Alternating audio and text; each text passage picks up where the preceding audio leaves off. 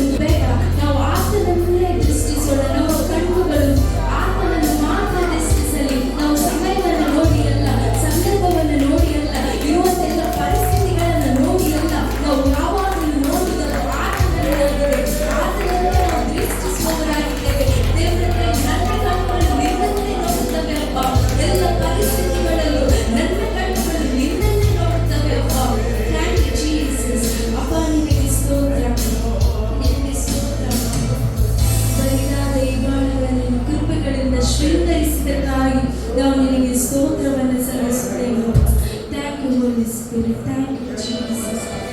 Hallelujah. Hallelujah. ಎಷ್ಟು ಮಂದಿ ದೇವರ ಸಾನ್ನಿಧ್ಯವನ್ನು ಅನುಭವಿಸ್ತಾ ಇದ್ದಾರೆ? Hallelujah. ದೇವರ ಸಾನ್ನಿಧ್ಯ ನಮ್ಮ ಮಧ್ಯದಲ್ಲಿ ಉಂಟು. ಆತನು ನಮ್ಮ ಮಧ್ಯದಲ್ಲಿ ಚಲಿಸುವ ದೇವರಾಗಿದ್ದಾರೆ. ಪಕ್ಕದವರಿಗೆ ಕೈಕೊಟ್ಟು ಹೇಳಿದ್ರೆ ಕರ್ತನು ನೇಮಿಸಿದ ಜಯದ ದಿನ. ನಂಬಿಕೆಯಿಂದ ಕರ್ತನು ನೇಮಿಸಿದ ಜಯದ ದಿನ. ನಮ್ಮ ದೇವರ ಆಲಯದಲ್ಲಿ, ದೇವರ ಮಂದಿರದಲ್ಲಿ ಕಳೆಯುವ ಒಂದು ದಿನ, ಒಂದು ಕ್ಷಣ, ಅದು ಎಲ್ಲ ದಿನಾಸಗಳಿಗಿಂತ ಏನಾಗಿದೆ ಅಂತೆ? ಉತ್ತಮವಾಗಿದೆ ಎಂಬುದಾಗಿ ದೇವರ ವಾಕ್ಯ ಹೇಳ್ತದೆ. ಅಪೊಸ್ತಲರ ಕೃತ್ಯ 3:1 ನಾವು ನೋಡ್ತೇವೆ. ಪೇತ್ರ ಯೋಹಾನರು ಮಧ್ಯಾಹ್ನದ ಹೊತ್ತಿನಲ್ಲಿ ದೇವರ ಆಲಯಕ್ಕೆ ಹೋಗುವಾಗ ಆ ಸುಂದರವಾದ ದ್ವಾರದ ಬಳಿ ಒಬ್ಬ ಹುಟ್ಟುಗುಂಟನು ಇರ್ತಾನೆ. ಹುಟ್ಟುಗುಂಟನು ಇವನಿಂದ ಏನಾದರೂ ಸಿಗ್ಬೋದಂತ ನೋಡ್ತಾನೆ. ಆದರೆ ಪೇತ್ರ ಯೋಹಾನರು ಹೇಳ್ತಾರೆ, ನಿನಗೆ ಕೊಡ್ಲಿಕ್ಕೆ ನಿನಗೆ ಬೇಕಾದರೂ ನಮ್ಮಲ್ಲಿ ಏನಿಲ್ಲ, ಬೆಳ್ಳಿ ಬಂಗಾರ ಮತ್ತು ನಮ್ಮಲ್ಲಿಲ್ಲ, ನಮ್ಮಲ್ಲಿರುವುದನ್ನು ನಾನು ನಿಮಗೆ ಕೊಡುತ್ತೇನೆ. ಯೇಸುವಿನ ಹೆಸರಿನಲ್ಲಿ ನೀವು ಎದ್ದು ನಡೆದಾಡಿರಿ ಎಂಬುದಾಗಿ ಹೇಳ್ತಾರೆ. ಆಗ ಅವನು ಕುಣಿಯುತ್ತಾ ನಲಿಯುತ್ತಾ ದೇವರ ಆಲಯಕ್ಕೆ ಹೋಗ್ತಾನೆ. ಇವತ್ತು ನಾವು ಸಹ ಕುಣಿಯುತ್ತಾ ನಲಿಯುತ್ತಾ ಆತನ ಆಲಯಕ್ಕೆ ಬರುವಾಗ ಆತನು ನಮ್ಮ ಪರಿಸ್ಥಿತಿಯನ್ನು ಬದಲಾಯಿಸುವ ದೇವರಾಗಿದ್ದಾರೆ. ನಮಗೆ ಸೌಖ್ಯವನ್ನು ಕೊಡುವ ದೇವರಾಗಿದ್ದಾರೆ. ಆತನ ರಕ್ತ ಸಕಲ ಪಾಪಗಳನ್ನು ನಿವಾರಣೆ ಮಾಡುವಂತರಾಗಿದೆ. ಹಲ್ಲೆಲೂಯಾ. ಇವತ್ತು ನಮಗೆ ಜಯ ಯಾವ್ದ್ರಿಂದ? ಯೇಸುವಿನ ರಕ್ತದಿಂದ, ಯೇಸುವಿನ ನಾಮದಿಂದಲೇ ಆಗಿದೆ. ಬೋಲೋ ಯೇಸು ಮಸೀಹಿ, ಬೋಲೋ ಯೇಸು ಮಸೀಹಿ. ನಾವೆಲ್ಲ ಸೇರಿ ಯೇಸು ಯೇಸು ನಾಮದಲ್ಲಿ ಜಯವು ಜಯವು ನಮ್ಮ ದೇವರಾಗಿ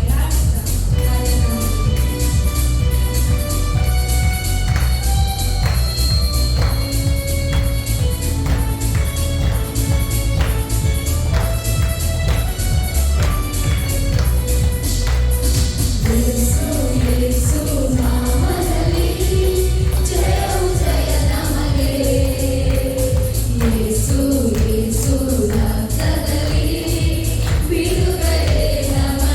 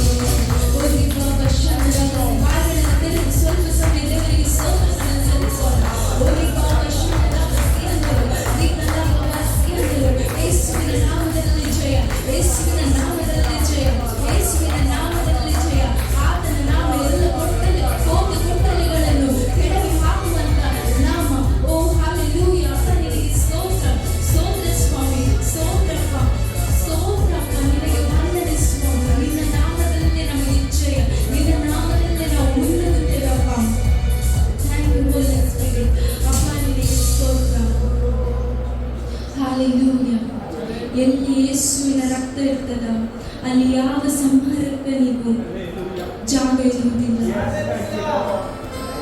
ಯಾಕಂದ್ರೆ ನಮಗೋಸ್ಕರ ಯುದ್ಧ ಮಾಡುವ ದೇವರು ಆತನಾಗಿದ್ದಾನೆ, ನಮಗೋಸ್ಕರ ನಿಲ್ಲುವ ದೇವರು ಆತನಾಗಿದ್ದಾನೆ, ಮಾರ್ಗವಿಲ್ಲದಲ್ಲಿ ಮಾರ್ಗವನ್ನು ತೆರೆಯುವ ದೇವರು ಆತನಾಗಿದ್ದಾನೆ, ಕತ್ತಲೆಯ ಸಮಯದಲ್ಲಿ ಬೆಳಕನ್ನು ಕೊಡುವ ದೇವರು ಆತನಾಗಿದ್ದಾನೆ, ಮುಳುಗಿ ಹೋಗುವ ಪರಿಸ್ಥಿತಿಯಲ್ಲಿ ಸಹ ಕೈ ನೀಡಿ ಎತ್ತುವ ದೇವರು ನಮ್ಮ ಸಂಗಡ ಇದ್ದಾನೆ.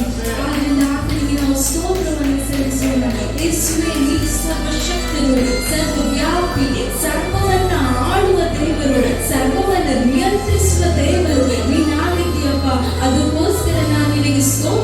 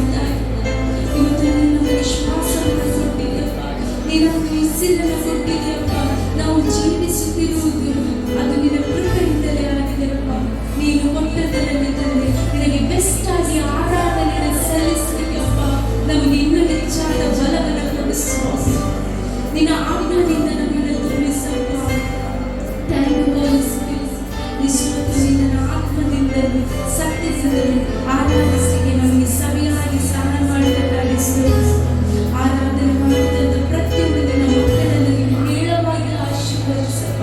ನಿನ್ನ ರಾಜ್ಯದ ಮಹಿಮೆಗೋಸ್ಕರ ಬಲವಾದ ಸಾಧನೆಯಾಗಿ ನೀನು ಉಪಯೋಗಿಸಪ್ಪ. ಎಲ್ಲ ಕೊರತೆಗಳನ್ನು ನೀಗಿಸುವ ದೇವರು ನೀನಾಗಿದೆಯಪ್ಪ. ನೀಗಿಸಿದೆ ಅದಕ್ಕೆ ನಾವು ನಿನಗೆ ಸ್ತೋತ್ರವನ್ನು ಸಲ್ಲಿಸುತ್ತೇವೆ.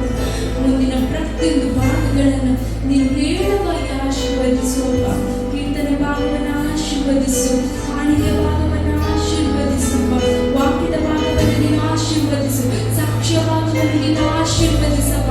ಅನೇಕ ಸಾಕ್ಷ್ಯನು ನಿನ್ನ ನಾಮದ ಮಹಿಮೆಗೋಸ್ಕರ ನೀನು ಎಬ್ಬಿಸು ಸ್ವಾಮಿ. ಪ್ರತಿಯೊಂದು ಭಾಗಗಳನ್ನು ನಿನ್ನ ನಾವು ಒಂದೇ ಮಹಿಮೆ ಹೊಂದಲಿ ಸ್ವಾಮಿ. ವಾಕ್ಯದ ನಿನ್ನ ಸಂಗಡ ಮಾತನಾಡು ಸ್ವಾಮಿ. ಎಲ್ಲವನ್ನು ನಿನ್ನ ಕರಗಳಲ್ಲಿ ಒಪ್ಪಿಸ್ತೇನೆ. ಎಲ್ಲವನ್ನ ಮಾನವೈ ಇರುವವರಿಗೆ ಸರಿಸುತ್ತಾ ನಜರೇತಿನ ಯೇಸು ಕ್ರಿಸ್ತನಲ್ಲಿ ಬೇಡಿದ್ದೇನೆ ಪ್ರೀತಿಯುಳ್ಳ ತಂದೆಯೇ, ಆಮೆನ್.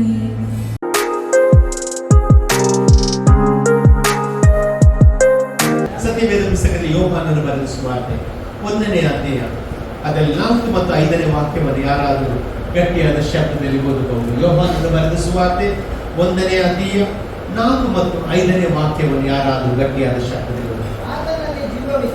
ಆತನಲ್ಲಿ ಜೀವವಿತ್ತು, ಆ ಜೀವವು ಮನುಷ್ಯರಿಗೆ ಬೆಳಕಾಗಿತ್ತು, ಆ ಬೆಳಕು ಕತ್ತಲಲ್ಲಿ ಪ್ರಕಾಶಿಸುತ್ತದೆ, ಕತ್ತಲು ಅದನ್ನು ಮುಸುಕಲಿಲ್ಲ ಎಂಬುದಾಗಿ ದೇವರ ವಾಕ್ಯ ಇರ್ತದೆ. ಇಲ್ಲಿ ದೇವರ ವಾಕ್ಯವನ್ನು ಗಮನಿಸುವಾಗ ಒಂದು ವಿಷಯ ಗೊತ್ತಾಗ್ತದೆ ಅಂತಂದ್ರೆ, ಇಲ್ಲಿ ದೇವರ ಆತ್ಮನು ಬರೆಯುತ್ತಿದ್ದಾನೆ ಏನಂತ ಹೇಳಿದ್ರೆ ಆತನಲ್ಲಿ ಏನಿತ್ತು, ಜೀವವಿತ್ತು ಎಂಬುದಾಗಿ ಅಲ್ಲಿ ವಾಕ್ಯ ಇರ್ತದೆ. ಆತನಲ್ಲಿ ಅಂದ್ರೆ ಯಾರಲ್ಲಿ? ಯೇಸು ಕ್ರಿಸ್ತನಲ್ಲಿ ಜೀವ ಉಂಟು, ಯೇಸುವಿನಲ್ಲಿ ಜೀವ ಉಂಟು. ಹಲ್ಲೆಲೂಯಾ. ಬೈಬಲ್ ಇರ್ತದೆ ಆ ಜೀವ ಲೋಕಕ್ಕೆ ಏನಾಗಿದ್ದಂತೆ, ಬೆಳಕಾಗಿದ್ದಂತೆ. ಇವತ್ತು ಅನೇಕರಿಗೆ ಈ ಬೆಳಕಿನ ಬಗ್ಗೆ ಗೊತ್ತಿಲ್ಲ. ಯೇಸು ಅಂತ ನಾಳೆ ಲೋಕಕ್ಕೆ ಬೆಳಕಾಗಿದ್ದೇನೆ ಎಂಬುದಾಗಿ. ನನ್ನನ್ನು ಯಾರು ಅನುಸರಿಸದೆ ಅವರು ಕತ್ತಲಲ್ಲಿ ಇರದೆ ಅವರು ಬೆಳಕಿನಲ್ಲಿ ಇರ್ತದಂತ ಸತ್ಯವೇದ ಇರ್ತದೆ. ಹಾಗಾದ್ರೆ ಇವತ್ತು ನಾನು ಹೇಳುವ ವಿಷಯ ಏನಂತ ಹೇಳಿದ್ರೆ ಆತನಲ್ಲಿ ಬೆಳಕಿತ್ತು ಎಂಬುದಾಗಿ ಸತ್ಯವೇದ ಇರ್ತದೆ. ಹಾಗಾದ್ರೆ ಯಾರೆಲ್ಲ ಯೇಸುವನ್ನು ಹಿಂಬಾಲಿಸುತ್ತಾರೋ, ಯಾರೆಲ್ಲ ಯೇಸು ಕ್ರಿಸ್ತನಲ್ಲಿ ನಂಬಿಕೆ ಇಡುತ್ತಾರೋ ಅವರಿಗೆ ಬೆಳಕು ಪ್ರಕಾಶಿಸುತ್ತದೆ. ಬೈಬಲ್ ಸ್ಪಷ್ಟವಾಗಿ ಇರ್ತದೆ, ಆತನಲ್ಲಿ ಬೆಳಕಿತ್ತು, ಆತನಲ್ಲಿ ಜೀವವಿತ್ತು, ಆ ಜೀವ ಮನುಷ್ಯರಿಗೆ ಬೆಳಕಾಗಿತ್ತು, ಆ ಬೆಳಕು ಕತ್ತಲೆಯಲ್ಲಿ ಏನಾಗ್ತದೆ, ಪ್ರಕಾಶಿಸುತ್ತದೆ. ಕತ್ತಲೆ ಅದನ್ನು ಏನ್ ಮಾಡುವುದಿಲ್ಲ ಅಂತೆ, ಮುಸುಕುವುದಿಲ್ಲ ಎಂಬುದಾಗಿ ಸತ್ಯವೇದ ಇರ್ತದೆ. ಸಾಮಾನ್ಯವಾಗಿ ಕತ್ತಲನ್ನು ನೋಡಿದ್ರೆ ಏನ್ ಬರ್ತದೆ, ಭಯ ಬರ್ತದೆ. ಇವತ್ತು ಅನೇಕರು ಭಯದಲ್ಲಿ ಯಾಕೆ ಅಂತ ಹೇಳಿದ್ರೆ ಅವರು ಈ ಬೆಳಕಿನ ಬಗ್ಗೆ ಗೊತ್ತಿಲ್ಲ, ಅವರಿಗೆ ಈ ಜೀವದ ಬಗ್ಗೆ ಗೊತ್ತಿಲ್ಲ. ಇವತ್ತು ನಾನು ಹೇಳ್ತೇನೆ, ಯಾರೆಲ್ಲ ಯೇಸು ಕ್ರಿಸ್ತನನ್ನು ನೋಡ್ತಾರೆ ಅವರಿಗೆ ಜೀವ ಬರ್ತದೆ, ಅವರಿಗೆ ಬೆಳಕು ಬರ್ತದೆ. Amen, hallelujah. ಸತ್ಯವೇದವನ್ನು ನಾವು ಕಲಿಯುವಾಗ ಗೊತ್ತಾಗ್ತದೆ ಈ ಜೀವ ಎಂಬ ಪದಕ್ಕೆ ಗ್ರೀಕ್ ಭಾಷೆಯಲ್ಲಿ ಝೋಯೆ ಎಂಬುದಾಗಿ ಅರ್ಥ. ಝೋಯೆ ಅಂದ್ರೆ ಜೀವ. ಇವತ್ತು ನಮಗೆಲ್ಲ ಏನ್ ಬೇಕು, ಜೀವ ಬೇಕು, ಹೌದಲ್ಲ? Praise the Lord. ಮನುಷ್ಯನಿಗೆ ಜೀವ ಹೋಗುವಾಗ ಏನಾಗ್ತದೆ, ಸಾವು ಬರ್ತದೆ. ಹಾಗಾದ್ರೆ ಇವತ್ತು ನಮಗೆ ಸಾವು ಬರಬಾರದು ಅಂತ ಹೇಳಿದ್ರೆ ಯಾವ್ದು ಬೇಕು, ಜೀವ ಬೇಕು. ಆ ಜೀವ ಯಾರಾಗಿದ್ದಾನೆ, ಯೇಸು ಕ್ರಿಸ್ತನಾಗಿದ್ದಾನೆ. ಇವತ್ತು ಆ ಜೀವ ಅದು ಏನಂತ ಹೇಳಿದ್ರೆ ನಮ್ಮಲ್ಲಿ ನಿಮ್ಮಲ್ಲಿ ದೇವರು ಕೊಡ್ಲಿಕ್ಕೆ ಇಷ್ಟಪಡ್ತಾ ಇದ್ದಾರೆ. ನೋಡಿ, ಯೋಹಾನ ಬರೆದ ಸುವಾರ್ತೆ 10ನೇ ಅಧ್ಯಾಯ 10ನೇ ವಾಕ್ಯವನ್ನು ಗಮನಿಸುವುದಾದ್ರೆ ಅಲ್ಲಿ ಯೇಸು ಸ್ವಾಮಿ ಹೇಳಿದ ಮಾತು ಏನಂತ ಹೇಳಿದ್ರೆ, ಕಳ್ಳರು ಬರುವುದು ಕದ್ದುಕೊಳ್ಳಿಕ್ಕೆ, ಕಸಕೊಳ್ಳಿಕ್ಕೆ ಮತ್ತು ನಾಶ ಮಾಡಲಿಕ್ಕೆ ಬರ್ತಾನೆ ಹೊರತು ಬೇರೆ ಯಾವುದಕ್ಕೆ ಸಹ ಬರುವುದಿಲ್ಲ. ಹಾಗಾದ್ರೆ ಇವತ್ತು ನಾನು ಹೇಳ್ತೇನೆ, ಕಳ್ಳ ಅಂದ್ರೆ ಯಾರದು, ಸೈತಾನ. ಸೈತಾನ ಯಾಕೆ ಬರ್ತಾನೆ, ಕದಿಲಿಕ್ಕೆ ಬರ್ತಾನೆ. ಏನು ಕದೀತಾನೆ, ನಿಮ್ಮ ಸಂತೋಷವನ್ನು ಕದೀತಾನೆ, ನಿಮ್ಮ ಆರೋಗ್ಯವನ್ನು ಕದೀತಾನೆ, ನಿಮ್ಮ ಆತ್ಮಿಕ ಜೀವಿತವನ್ನು ಕದೀತಾನೆ. ಹಲ್ಲೆಲೂಯಾ. ಅವನು ಕಸ ಕೊಡ್ತಾನಂತೆ, ಮತ್ತೆ ಕೊಲ್ತಾನಂತ ಬೈಬಲ್ ಇರ್ತದೆ. ನಂತರ ಯೇಸು ಸ್ವಾಮಿ ಬಗ್ಗೆ ಇರ್ತದೆ, ನಾನಾದರೂ ನಿಮಗೆ ಜೀವ ಕೊಡಬೇಕೆಂದು, ಆ ಜೀವವು ಸಮೃದ್ಧಿಯಾಗಬೇಕೆಂಬುದಾಗಿ ನಾನು ಬಂದಿದ್ದೇನೆ ಎಂಬುದಾಗಿ ಸತ್ಯವೇದ ಇರ್ತದೆ. ಹಲ್ಲೆಲೂಯಾ. ಇವತ್ತು ಎಷ್ಟು ಜನರಿಗೆ ಆ ಸಮೃದ್ಧಿಯ ಜೀವ ಬೇಕು? ಆ ಸಮೃದ್ಧಿಯ ಜೀವ ಕೊಡುವವನು ಯಾರಾಗಿದ್ದಾರೆ, ಯೇಸು ಕ್ರಿಸ್ತನಾಗಿದ್ದಾನೆ. ಯೇಸು ಕ್ರಿಸ್ತನು ಆ ಜೀವವನ್ನು ಕೊಡುವ ದೇವರಾಗಿದ್ದಾರೆ. ಹಲ್ಲೆಲೂಯಾ. ಹಾಗಾದ್ರೆ ಯಾರಲ್ಲಿ ಜೀವ ಉಂಟು, ಯೇಸು ಕ್ರಿಸ್ತನಲ್ಲಿ ಜೀವ ಉಂಟು. Amen, hallelujah. ಆ ಜೀವ ದೇವರು ಯಾರಿಗೆ ಕೊಡ್ತಾರೆ? ನನಗೆ ನಿನಗೆ ಕೊಡ್ತಾನೆ. ಅಲ್ಲಿ ಯೇಸು ಸ್ವಾಮಿಯ ಬಗ್ಗೆ ನಾವು ನೋಡುವುದಾದ್ರೆ, ಯೇಸು ಸ್ವಾಮಿ ಸತ್ತದ್ದು ಯಾವುದರ ಮೂಲಕ? ಚಡಿಯನ್ನಿನ ಮೂಲಕ ಅಲ್ಲ. ಆಮೇಲೆ ಯೇಸು ಸ್ವಾಮಿ ಸತ್ತದ್ದು ಕೈಗೆ ಮೊಳೆ ಹಾಕಿದ್ರಿಂದ ಅಲ್ಲ. ಯೇಸು ಸ್ವಾಮಿ ಸತ್ತದ್ದು ಪಕ್ಕೆಯಿಂದ ತಿವಿದಿದ್ರೆ ಅಲ್ಲ. ಆಮೇಲೆ ಮತ್ತೆ ಯೇಸು ಸ್ವಾಮಿ ಹೇಗೆ ಸತ್ತದಂತ ಹೇಳಿದ್ರೆ, ನೀವು ದೇವರ ವಾಕ್ಯವನ್ನು ಗಮನಿಸುತ್ತಾದ್ರೆ ಯೋಹಾನನ ಬರೆದ ಸುವಾರ್ತೆ 10ನೇ ಅಧ್ಯಾಯ 17ನೇ ವಾಕ್ಯವನ್ನು ಓದಿ ನೋಡ್ರಿ. ಯೋಹಾನನ ಬರೆದ ಸುವಾರ್ತೆ 10ನೇ ಅಧ್ಯಾಯ 17ನೇ ವಾಕ್ಯ. ನಾನು ತಿರುಗಿ ಪಡೆದುಕೊಳ್ಳುತ್ತೇನೆಂದು ನನ್ನ ಪ್ರಾಣವನ್ನು ಕೊಡುತ್ತೇನೆ. ಹಾಗಾದ್ರೆ ಇವತ್ತು ಒಂದು ತಿಳಿದುಕೊಳ್ಳಬೇಕು, ಯೇಸುವಿನ ಪ್ರಾಣ ಅಲ್ಲಿ ತೆಗಿಲಿಕ್ಕೆ ಯಾರಿಂದ ಸಾಧ್ಯ ಇಲ್ಲ. ಯೇಸುವಿನ ಜೀವ ತೆಗಿಲಿಕ್ಕೆ ಯಾರಿಂದ ಸಾಧ್ಯ ಇಲ್ಲ. ಯೇಸು ಸ್ವಾಮಿ ಹೇಳಿದ ಮಾತು, ನಾನು ತಿರುಗಿ ಪಡೆದುಕೊಳ್ಳುತ್ತೇನೆಂದು ನನ್ನ ಜೀವವನ್ನು ನಾನು ಕೊಡುತ್ತೇನೆ. ಸಂತೋಷ ಪಡ್ತೇನೆ. ಮುಂದೆ ವಾಕ್ಯ ಓದಿ. ಅದರ ನಿಮಿತ್ತವಾಗಿ ತಂದೆಯು ನನ್ನನ್ನು ಪ್ರೀತಿಸುತ್ತಾನೆ. ಯೇಸು ಸ್ವಾಮಿ ಅಂತಾನೆ, ತಂದೆ ನನ್ನನ್ನು ಯಾಕೆ ಪ್ರೀತಿಸ್ತಾನೆ ಅಂತ ಹೇಳಿದ್ರೆ, ನಾನು ಜೀವವನ್ನು ತಿರುಗಿ ಪಡೆದುಕೊಳ್ತೇನೆ. ನಾನೇ ಕೊಡುವುದು, ನಾನೇ ತೆಗೆದುಕೊಳ್ಳುವುದು. ಇವತ್ತು ಎಷ್ಟು ಜನ ಹೇಳ್ತಾರೆ, ಹಲ್ಲೆಲೂಯಾ, ನಿನ್ನ ಜೀವ ಕೊಡುವವನು ಆತನೇ, ನಿನ್ನ ಜೀವವನ್ನು ತೆಗೆಯುವವನು ಅವನೇ ಆಗಿದ್ದಾನೆ. ಹಲ್ಲೆಲೂಯಾ. ಆಮೇಲೆ ಮತ್ತೆ ಓದಿ. ನನ್ನ ಪ್ರಾಣವನ್ನು ಯಾರು ನನ್ನಿಂದ ಏನ್ ಮಾಡೋದು? ತೆಗೆಯುವುದಿಲ್ಲ. ಯೇಸು ಸ್ವಾಮಿ ಹೇಳಿದ್ದು, ನನ್ನ ಪ್ರಾಣವನ್ನು ಯಾರು ನನ್ನಿಂದ ತೆಗೆಯಲಿಕ್ಕೆ ಸಾಧ್ಯವೇ ಇಲ್ಲ. ಇವತ್ತು ಎಷ್ಟು ಜನ ಹೇಳ್ತೀರಿ, ಯಾವ ಕ್ಯಾನ್ಸರ್ ನನ್ನ ದೇಹದ ಶರೀರದಲ್ಲಿ ಪ್ರಾಣವನ್ನು ತೆಗಿಲಿಕ್ಕೆ ಆಗುವುದಿಲ್ಲ. ಯಾವ ಥೈರಾಯ್ಡ್ ಆಗಲಿ, ಯಾವ BP ಆಗಲಿ, ಯಾವ ಹಾರ್ಟ್ ಪ್ರಾಬ್ಲಮ್ ಆಗಲಿ, ನನ್ನ ಪ್ರಾಣವನ್ನು ತೆಗಿಲಿಕ್ಕೆ ಆಗುವುದೇ ಇಲ್ಲ. ಯಾಕಂದ್ರೆ ದೇವರ ಪ್ರಾಣ ನನ್ನಲ್ಲಿ ಉಂಟು, ಜೀವ ನನ್ನಲ್ಲಿ ಉಂಟು, ಆತನ ಬೆಳಕು ನನ್ನಲ್ಲಿ ಉಂಟು. ನಿನ್ನ ಪ್ರಾಣವನ್ನು ತೆಗಿಲಿಕ್ಕೆ ಯಾರಿಗೆ ಸಾಧ್ಯ ಇಲ್ಲ. ಯಾಕಂದ್ರೆ ಯೇಸು ಸ್ವಾಮಿ ಹೇಳ್ತಾ ಇದ್ದಾನೆ, ನಾನು ತಿರುಗಿ ಪಡೆದುಕೊಳ್ತೇನೆ, ಅಲ್ಲಿ ನಾನೇ ಕೊಡುವವನಾಗಿದ್ದೇನೆ. ಹಾಗಾದ್ರೆ ಇವತ್ತು ನಾವೆಲ್ಲ ಯೇಸು ಸ್ವಾಮಿ ನಂಬಿದವರಾಗಿದ್ದೇವೆ. ಅಲ್ಲಿ ನಂಬಿದವರ ಪ್ರಾಣವನ್ನು ತೆಗಿಲಿಕ್ಕೆ ಯಾವ ದುಷ್ಟ ಸೈತಾನಿಗೆ ಆಗುವುದಿಲ್ಲ, ಈ ಲೋಕಕ್ಕೆ ಆಗುವುದಿಲ್ಲ, ಯೇಸು ಕ್ರಿಸ್ತನಿಗೆ ಮಾತ್ರ ಸಾಧ್ಯ. ಹಾಗಾದ್ರೆ ಇವತ್ತು ಭರವಸೆಯ ಜೀವಿತವನ್ನು ನಾವು ನಡೆಸುವವರಾಗಿದ್ದೇವೆ, ನಂಬಿಕೆಯ ಜೀವಿತವನ್ನು ನಾವು ನಡೆಸುವವರಾಗಿದ್ದೇವೆ. ಹಾಗಾದ್ರೆ ಇವತ್ತು ಎಲ್ಲರಿಗೆ ಜೀವ ಬೇಕು. ಆಮೇಲೆ ಅಲ್ಲಿ ಎಷ್ಟು ಜನ ಜೀವ ಬೇಕು? ಎಲ್ಲರಿಗೆ ಜೀವ ಬೇಕು, ಹೌದಲ್ವಾ? ಈ ಜೀವ ಅಂದ್ರೆ ಮನುಷ್ಯ ಸಾಯ್ತಾನೆ. ಹಾಗಾದ್ರೆ ಈ ಜೀವ ಹೇಗೆ ನಮಗೆ ಬರ್ತದೆ? ಅಲ್ಲಿ ಈ ಜೀವ ನಮ್ಮ ಒಳಗೆ ಹೇಗೆ ಅದು ಆಪರೇಟ್ ಆಗ್ತದೆ, ಹೇಗೆ ನಾವು ಅದನ್ನು ಹೊಂದಿಕೊಳ್ಳಿಕ್ಕೆ ಸಾಧ್ಯ ಅಂತ ಹೇಳುದಾದ್ರೆ, ನೀವು ನೋಡಿ 1 ಯೋಹಾನ ಪತ್ರಿಕೆ 5ನೇ ಅಧ್ಯಾಯ 12ನೇ ವಾಕ್ಯ. 1 ಯೋಹಾನ ಪತ್ರಿಕೆ 5ನೇ ಅಧ್ಯಾಯ 12ನೇ ವಾಕ್ಯ. ಯಾವನು ದೇವರ ಮಗನನ್ನು ಅಂಗೀಕರಿಸುತ್ತಾನೋ ಅಲ್ಲೇ ಅವನಿಗೆ ಆ ಜೀವ ಬರ್ತದಂತೆ. ಎಷ್ಟು ಜನ ಅಂಗೀಕರಿಸಿದ್ರೆ ದೇವರಿಗೆ ಸ್ತೋತ್ರ ಹೇಳಿ. ಹಲ್ಲೆಲೂಯಾ. ಹಾಗಾದ್ರೆ ಇವತ್ತು ಎಲ್ಲರಿಗಲ್ಲ, ಯಾರು ಆತನನ್ನು ಅಂಗೀಕರಿಸಿದಾರೋ, ಯಾರನ್ನು? ಮಗನನ್ನು, ಯೇಸುವನ್ನು ಅಂಗೀಕರಿಸುವವರೊಳಗೆ ಆ ಜೀವ ಏನ್ ಬರ್ತದೆ? ಇವತ್ತು ನಿಮ್ಮೊಳಗೆ ಏನುಂಟು? ಕೈ ಎತ್ತಿ ದೇವರಿಗೆ ಸ್ತೋತ್ರ ಹೇಳಿ. ಆಮೇಲೆ ಹಲ್ಲೆಲೂಯಾ. ಆವತ್ತು ಓದಿ. ನೋಡಿ, ಯಾವನು ದೇವರ ಮಗನನ್ನು ಅಂಗೀಕರಿಸಲಿಲ್ಲವೋ ಅವನಿಗೆ ಆ ಜೀವ ಇಲ್ಲ. ಯಾಕೆ ಅನೇಕರ ಒಳಗೆ ಜೀವ ಇಲ್ಲ? ಯಾಕಂತ ಹೇಳಿದ್ರೆ ಅವರು ಅಂಗೀಕರಿಸಲಿಲ್ಲ. ಆಮೇಲೆ ಮತ್ತೆ ಓದಿ ಅಷ್ಟೇ. ಅಲ್ಲಿ ನೋಡಿ, ಸತ್ಯವೇದ ಸ್ಪಷ್ಟವಾಗಿ ಅಂತ ಉಂಟು. ಯಾರು ಅಂಗೀಕರಿಸ್ತಾರೆ ಅವರ ಒಳಗೆ ಏನು ಬರ್ತದಂತೆ? ಜೀವ ಬರ್ತದಂತೆ. ಯಾರು ಅಂಗೀಕರಿಸಲಿಲ್ಲ ಅವರಿಗೆ ಏನು ಬರೋದಿಲ್ಲ, ಜೀವ ಇಲ್ಲ. ಇದೇ ಯೋಹಾನ ಬರೆದ ಸುವಾರ್ತೆಯಲ್ಲಿ 1ನೇ ಅಧ್ಯಾಯ 12ನೇ ವಾಕ್ಯದಲ್ಲಿ ನಾವು ನೋಡುವುದಾದ್ರೆ, ಯಾರು ಆತನನ್ನು ಅಂಗೀಕರಿಸಿದರು.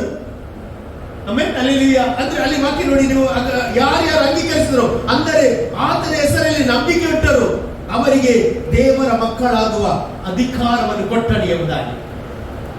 ನಂತರ ವಾಕ್ಯದಲ್ಲಿ ಇವರ ರಕ್ತ ಸಂಬಂಧವಾಗಲಿ, ಕಾಮದಿಂದಾಗಲಿ, ಪುರುಷ ಸಂಕಲ್ಪದಿಂದಾಗಲಿ ಹುಟ್ಟಿದವರಲ್ಲ, ಇವರು ದೇವರಿಂದಲೇ ಹುಟ್ಟಿದವರು ಎಂಬುದಾಗಿ.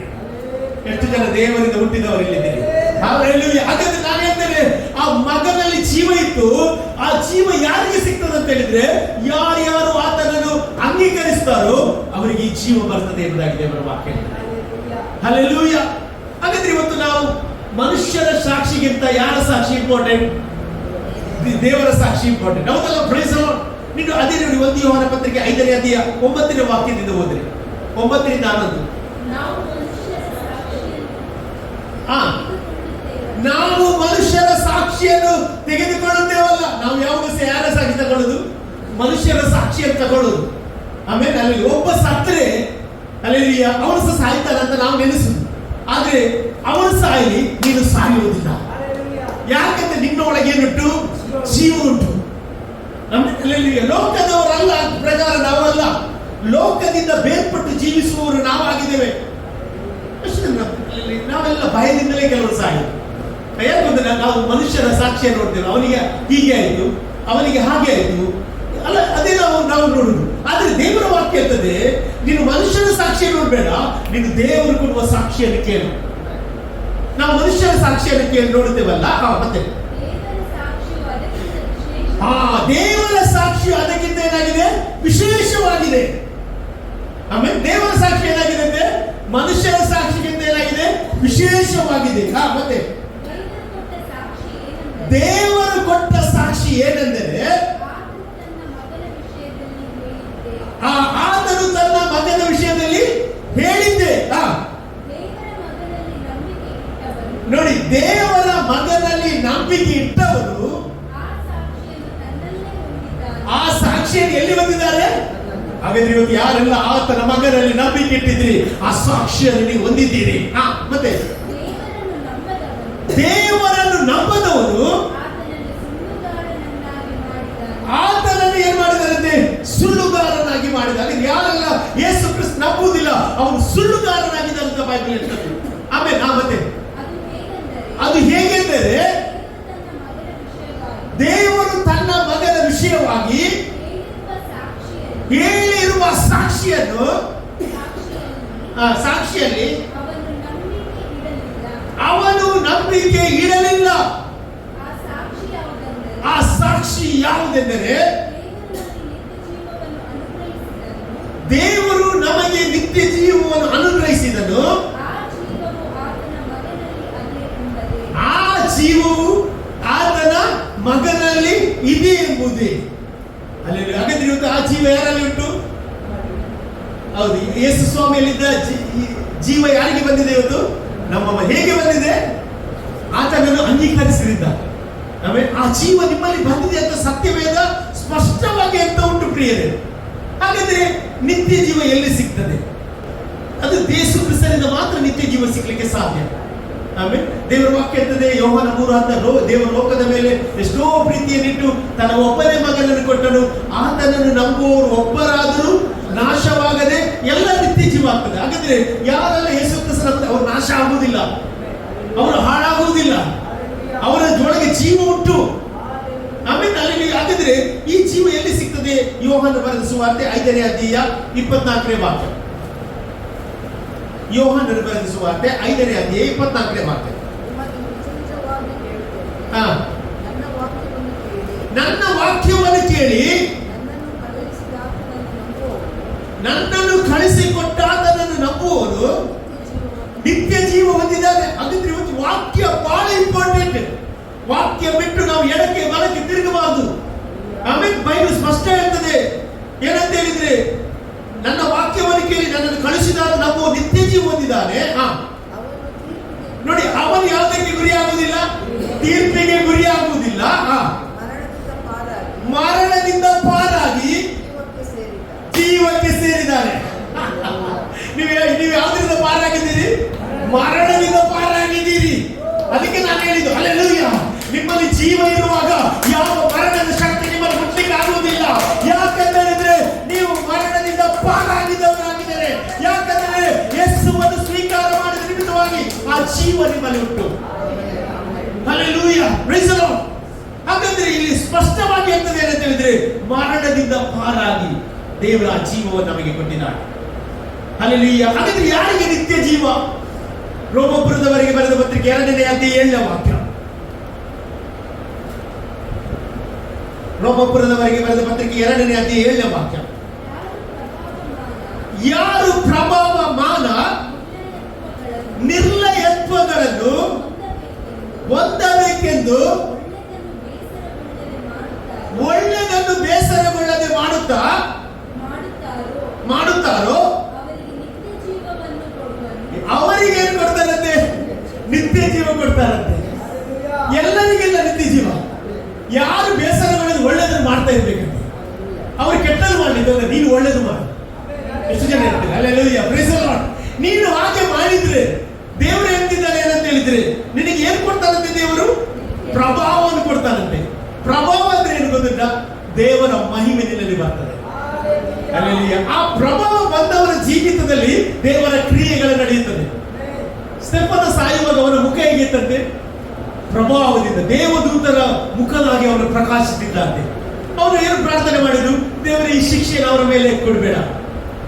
ಆಮೇಲೆ ಅಲ್ಲಿ ಆ ಒಂದು ಸಾಯುವಾಗ ಸಹ ಅವರು ಒಳ್ಳೆಯದನ್ನೇ ಮಾಡ್ತಾ ಇದ್ದಾರೆ. ಯಾಕಂದ್ರೆ ಅವ್ರಿಗೆ ಗೊತ್ತು ನಿತ್ಯ ಜೀವ ಹೇಗೆ ಸಿಗ್ತದೆ ಅಂತ.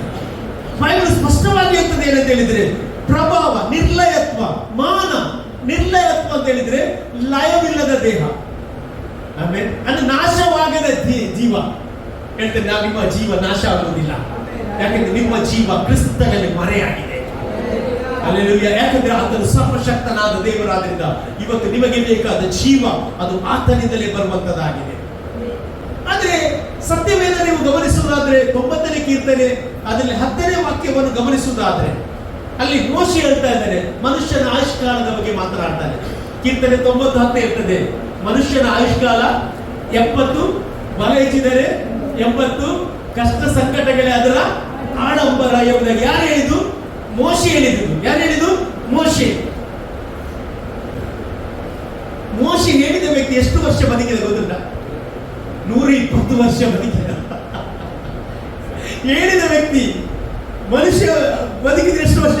70, ಬಲ ಹೆಚ್ಚಿದ್ರೆ 80 ಅಂತ. ಆದ್ರೆ ಇದೇ ವ್ಯಕ್ತಿ ಎಷ್ಟು ವರ್ಷ ಬದುಕಿದ? 120 ವರ್ಷ ಬದುಕಿದ. ದೇವರು ಮನುಷ್ಯರಿಗೆ ಕೊಟ್ಟ ಆಯುಷ್ಯ ಎಷ್ಟು? 120. ಇವತ್ತು ಯಾವ್ದನ್ನ ನಂಬ್ತೀರಿ? 80 ವರ್ಷದಲ್ಲಿ ತೃಪ್ತಿಗೊಳ್ತೀರಾ? 120 ವರ್ಷದಲ್ಲಿ ತೃಪ್ತಿಗೊಳ್ತೀರಾ? ಆಮೇಲೆ 120 ವರ್ಷ ಮನುಷ್ಯನಿಗೆ ಆಯುಷ್ಯ ದೇವರು ಕೊಟ್ಟಿದ್ದಾರೆ. ಯಾಕೆ? ಕರ್ತನ ಸೇವೆ ಮಾಡಲಿಕ್ಕೆ, ಕರ್ತನಿಗೋಸ್ಕರ ಒಳ್ಳೆಯ ಕಾರ್ಯವನ್ನು ಮಾಡಲಿಕ್ಕೆ. ಎಷ್ಟು ಜನ ಇವತ್ತು ಒಳ್ಳೆ ಕಾರ್ಯ ಮಾಡಲಿಕ್ಕೆ ಸಿದ್ಧರಾಗಿದ್ರೆ ನಿನಗೆ ದೇವರು ಅದ್ಭುತಗಳನ್ನು ಮಾಡುವವನಾಗಿದ್ದಾನೆ. ಅಲ್ಲಿ ಬೈಬಲ್ ಅಂತದೆ, ಮೋಶೆ 120 ವರ್ಷ ಸಾಯುವಾಗ ಅವನ ಕಣ್ಣು ಮೊಬ್ಬಾಗ್ಲಿಲ್ಲಂತೆ. ಆಮೇಲೆ ಕಣ್ಣು ಏನಾಗ್ಲಿಲ್ಲ? ಮೊಬ್ಬಾಗ್ಲಿಲ್ಲ. ಬೈಬಲ್ ಅಂತದೆ ಅವನ ಜೀವ ಕಳೆ ಕುಂದಿ ಹೋಗ್ಲಿಲ್ಲ ಅಂತೆ. ಜೀವ ಕಳೆ ಕುಂದಿ ಹೋಗ್ಲಿಲ್ಲ ಅಂತ ಬೈಬಲ್ ಹೇಳ್ತದೆ. ಹಾಗಾದ್ರೆ ಅವನಲ್ಲಿ ಏನಿತ್ತು? ಒಂದು ಜೀವ ಇತ್ತು. ಆಮೇಲೆ ಹಾಗಾದ್ರೆ ಇವತ್ತು ನಮ್ಮ ಆಯುಷ್ಯ 70, ಮನೆ ಇದ್ರೆ 80 ಅಲ್ಲ. 91ನೇ ಕೀರ್ತನೆ 16ನೇ ವಾಕ್ಯ ಹೇಳ್ತದೆ, ದೀರ್ಘಾಯುಷ್ಯವನ್ನು ಕೊಟ್ಟು ನಾನು ನಿಮಗೆ ತೃಪ್ತಿ ಪಡಿಸ್ತೇನೆ, ನನ್ನ ವಿಶೇಷವಾದ ರಕ್ಷಣೆ ನಿಮಗೆ ಪ್ರಕಟ ಮಾಡುತ್ತೇನೆ. ಎಷ್ಟು ಜನ ಹೇಳ್ತಾರೆ, ನಾನು ದೀರ್ಘಾಯುಷ್ಯವನ್ನು ಹೊಂದುವವನಾಗಿದ್ದೇನೆ. ಹೇಳ್ರಿ, ನಾನು ದೀರ್ಘಾಯುಷ್ಯದಿಂದ ಜೀವಿಸುವವನಾಗಿದ್ದೇನೆ. ಯಾವ ಮರಣ ಆಗಲಿ ನನ್ನ ಹತ್ರ ನಿಲ್ಲಿಕ್ಕಾಗುವುದಿಲ್ಲ. ಯಾಕಂದ್ರೆ ನನ್ನಲ್ಲಿ ಕ್ರಿಸ್ತನ ಸೋಯ ಉಂಟು, ಜೀವ ಉಂಟು. ಆ ಜೀವ ಇರುವುದರಿಂದ ಇವತ್ತು ನೀವು ನಿಂತಿದ್ದೀರಿ. ಇವತ್ತು ನಿಮಗೆ ಏನೇ ಬಂದ್ರೆ ನೀವು ಹೆದರಬಾರದು. ಯಾಕೆ ಗೊತ್ತಿಲ್ಲ? ನಿಮ್ಮಲ್ಲಿ ಕ್ರಿಸ್ತನ ಜೀವ ಉಂಟು ಎಂಬುದಾಗಿ ಹೇಳಲಿಕ್ಕೆ ಇಷ್ಟಪಡ್ತಾರೆ. ಹಲ್ಲೆಲೂಯಾ, ಆಮೇಲೆ ಹಲ್ಲೆಲೂಯಾ. ಜೀವದ ಬಗ್ಗೆ ಹೆಚ್ಚಾಗಿ ಮಾತನಾಡಿದ ವ್ಯಕ್ತಿ ಯಾರಂತ ಹೇಳಿದ್ರೆ, ಹೊಸ ಒಡಂಬಡಿಕೆ ನೋಡಿದ್ರೆ ಅಪೊಸ್ತಲನಾದ ಪೌಲ. ಇವನು ಜೀವದ ಬಗ್ಗೆ ಮಾತನಾಡ್ತಾನೆ. ನೀವು ನೋಡಿ, ಫಿಲಿಪ್ಪಿ ಬರೆದ ಪತ್ರಿಕೆ 1ನೇ ಅಧ್ಯಾಯ 24ನೇ ವಾಕ್ಯವನ್ನು ಓದಿರಿ. ಫಿಲಿಪ್ಪಿ ಬರೆದ ಪತ್ರಿಕೆ 1ನೇ ಅಧ್ಯಾಯ 24ನೇ ವಾಕ್ಯವನ್ನು ಗಮನಿಸುವುದಾದ್ರೆ ಅಲ್ಲಿ ಅವನು ಜೀವದ ಬಗ್ಗೆ ಒಂದು ಮಾತನಾಡ್ತಾನೆ. ಏನ್ ಮಾತನಾಡ್ತಾನೆ ನೋಡಿ. ಆದರೆ ನಾನಿನ್ನು ಶರೀರದಲ್ಲಿ ವಾಸ ಮಾಡಿಕೊಂಡಿರುವುದೇ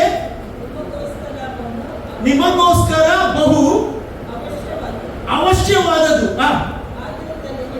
ಆದ್ದರಿಂದ ನಿಮಗೆ ಕ್ರಿಸ್ತ ನಂಬಿಕೆಯಲ್ಲಿ ಅಭಿವೃದ್ಧಿಯು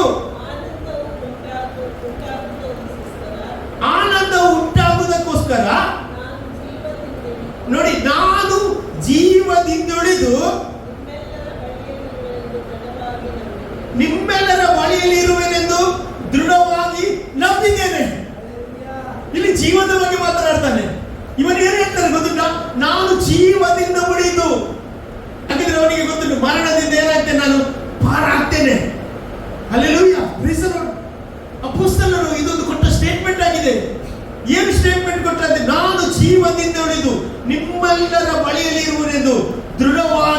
ನಂಬಿದ್ದೇನೆ ಎಂಬುದಾಗಿ ವಾಕ್ಯ ಹೇಳ್ತಾನೆ. ಹಾಗಾದ್ರೆ ಇವತ್ತು ನಾನು ಹೇಳ್ತೇನೆ, ನಿಮಗೆ ದೇವರು ಆಯುಷ್ಯವನ್ನು ಕೊಟ್ಟದ್ದು ಯಾರು? ಯಾರು ಆಯುಷ್ಯ ಕೊಟ್ಟದ್ದು? ಎಸ್, ದೇವರೇ ಆಯುಷ್ಯವನ್ನು ಕೊಟ್ಟದ್ದು. ನಿಮ್ಮ ಆಯುಷ್ಯ ಕಾಲ ದೇವರು ಯಾವಾಗ ಬರೆದಿದ್ದಾನೆ? ನೀವು ಹುಟ್ಟುವುದಕ್ಕಿಂತ ಮುಂಚೆ.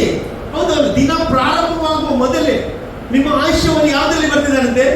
ಪುಸ್ತಕದಲ್ಲಿ ಬರೆದಾಗಿದೆ. ಇವತ್ತು ನಾನು ಹೇಳ್ತೇನೆ, ನಿಮ್ಮ ಬಗ್ಗೆ ದೇವರ ಸಂಕಲ್ಪ ಮಾಡಿದ. ಎಷ್ಟು ಜನ ನಂಬ್ತೀರಿ ದೇವರ ಸಂಕಲ್ಪ ನನ್ನ ಜೀವಿತ ನಡೀತದೆ? ಅಲ್ಲಿ ದೇವರ ಸಂಕಲ್ಪ ನಮ್ಮ ಜೀವಿತ ನಡೀತದೆ. ಟೈಮ್ ಬರದೆ ನಾವು ಸಾಯುವುದಿಲ್ಲ. ಎಷ್ಟು ಜನ ನಂಬ್ತೀರಿ? ದೇವರು ನನ್ನ ಜೀವಿತದಲ್ಲಿ ನೇಮಿಸಿದನ್ನು ನಡೆಯುವ ತನಕ ನಾನು ಸಾಯುವುದೇ ಇಲ್ಲ.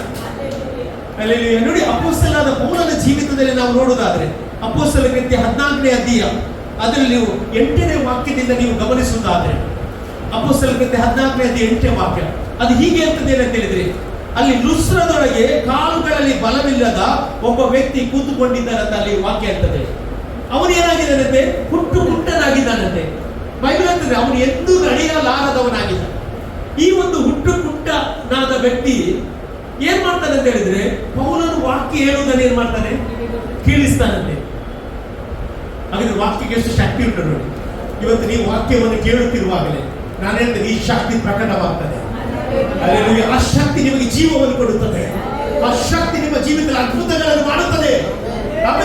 ಅವನು ದೃಷ್ಟಿಯನ್ನು ನೋಡುವಾಗ ಪೌಲನ ಅದನ್ನು ನೋಡಿ ಏನಾಗ್ತಾನೆ ಅಂತ ಹೇಳಿದ್ರೆ, ನೆಟ್ಟಗೆ ಕಾಲೂರಿಕೊಂಡು ಎದ್ದು ನಿಲ್ಲು ಎಂಬುದಾಗಿ ಹೇಳ್ತಾ ಇದ್ದಾನೆ. ಅವನು ಹೇಳಿದ ಕೂಡಲೇ ಅವನು ಏನಾಗ್ತಾನೆ? ಎದ್ದು ನಿಲ್ತಾನಂತೆ. ಬೈಬಲ್ ಹೇಳ್ತದೆ ಎದ್ದು ನಿಲ್ತಾನಂತೆ. ನಿಂತ ಕೂಡಲೇ ಅಲ್ಲಿಂದ ಜನರು ಏನ್ ಹೇಳ್ತಾರೆ ಗೊತ್ತುಂಟ?